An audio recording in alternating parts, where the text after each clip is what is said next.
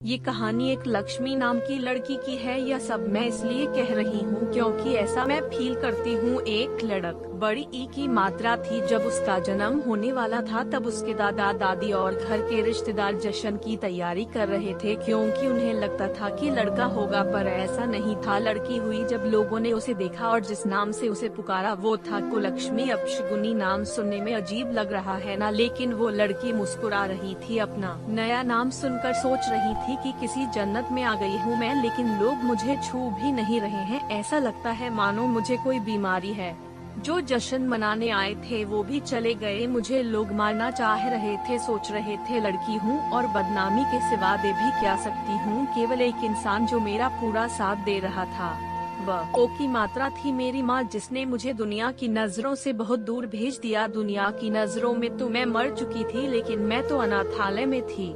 मेरा भरा पूरा परिवार था, लेकिन फिर भी मैं अनाथालय में थी। कितना अजीब है ना। ऐसा कोई दिन नहीं जाता था जब मेरी माँ मुझसे मिलने ना आती हो और मुझे दूध ना पिलाती हो। मेरी पूरी देखरेख करती थी। मेरी माँ और परिवार वालों से झूठ बोलती थी कि मैं अपने सहेली से मिलने जा रही हूँ। हर रोज माँ नए बहाने बनाती थी। एक दिन मुझे तेज बुखार हो गया और उस दिन माँ पूरे दिन मेरे साथ रही और मुझे सुलाकर ही वापस घर गई। पापा ने पूछा कि इतनी देर कैसे हो गई, तो वो बोली कि मेरी सहेली की तबीयत खराब थी और मैं उसकी मदद करा रही थी। पापा ने गुस्से में उस दिन मम्मी की पिटाई भी की। माँ दर्द सह रही थी लेकिन फिर भी मुझे छिपा रही थी। उसे लगता था कि मैं तो बच्ची हूँ, मैं क्या समझूंगी, लेकिन ऐसा नहीं था। मैं सब समझती थी। मैंने भी सोच लिया कि सब जानकार रहूंगी। मैं मैडम के पास गई और बहुत रिक्वेस्ट करने पर उन्होंने मुझे सब कुछ बता दिया। यह सब सुनकर मुझे बहुत गुस्सा आया। मैंने तभी सोच लिया कि कुछ अलग करके दिखाना है। कुछ बड़ी हुई तो मैंने बॉक्सिंग क्लब ज्वाइन कर लिया।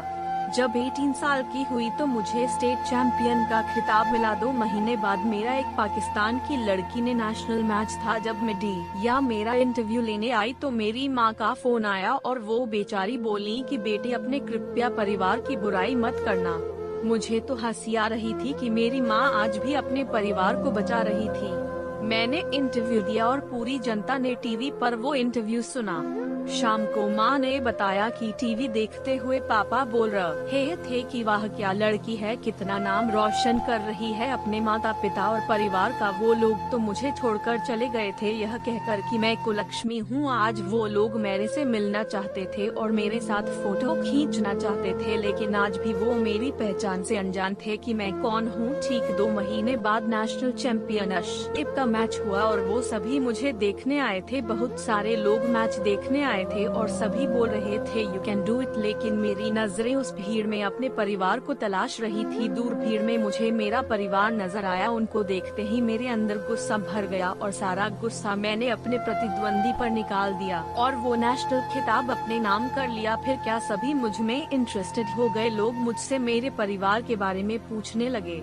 बहुत मजबूर होकर मैंने बताया कि मैं वो लड़की हूँ जिसे 20 साल पहले मार दिया गया था, जिसे सबसे पहला नाम कुलक्ष्मी दिया गया था। मेरे पूरे परिवार की आंखें नम हो चुकी थी। तभी दूर भीड़ में से भागकर कोई मेरे पास आया और मुझे बेटी कहकर पुकारा। ये सब मानो मेरे लिए कोई सपने जैसा था। जो बचपन का प्यार मैंने खो दिया था वो अचानक ही मुझे मिल गया और उसने मुझे गले लगाकर सभी से कहा यह मेरी बेटी है जिसने मुझे पिता बनने का हक दिलाया। सभी लोग मेरे से माफी मांग रहे थे जब मैंने जन्म लिया। आकार तब मैं केवल एक लड़की थी, लेकिन आज मैं एक बेटी हूँ। अब मैं अपने आंगन की तुलसी बन चुकी हूँ, अपने घर की मुस्कान बन चुकी हूँ, मैं बेटी बन चुकी हूँ। यह कहानी थी मुझको लक्ष्मी की, जिसने मुझे अपने घर की लक्ष्मी बनाया और मेरी माँ इस कहानी की सबसे महत्वपूर्ण पात्र थी। होती नहीं बेटियाँ हर किसी की चाह में जहाँ न सोचा हो पहुँच जाती हैं, उस राह में जिसने उन्हें पैदा होते ही मार दिया हो, समझो उसने अपनी बदल रही किस्मत को ठुकरा दिया। दोस्तों बिल्कुल सही बात कही है रचना जी ने कि बेटी हूँ बोझ नहीं। आज के समाज में सभी लोगों को इस हकीकत को अपनाना होगा, तभी महिला सशक्तिकरण का सपना पूरा होगा। तो दोस्तों आपको ये कहानी कैसी लगी हमें कमेंट करके जरूर बताइए। दोस्तों ऐसे ही कहानियाँ रोजाना सुनने और देखने के लिए राज स्टोरी चैनल को सब्सक्राइब जरूर कर लीजिए। धन्यवाद।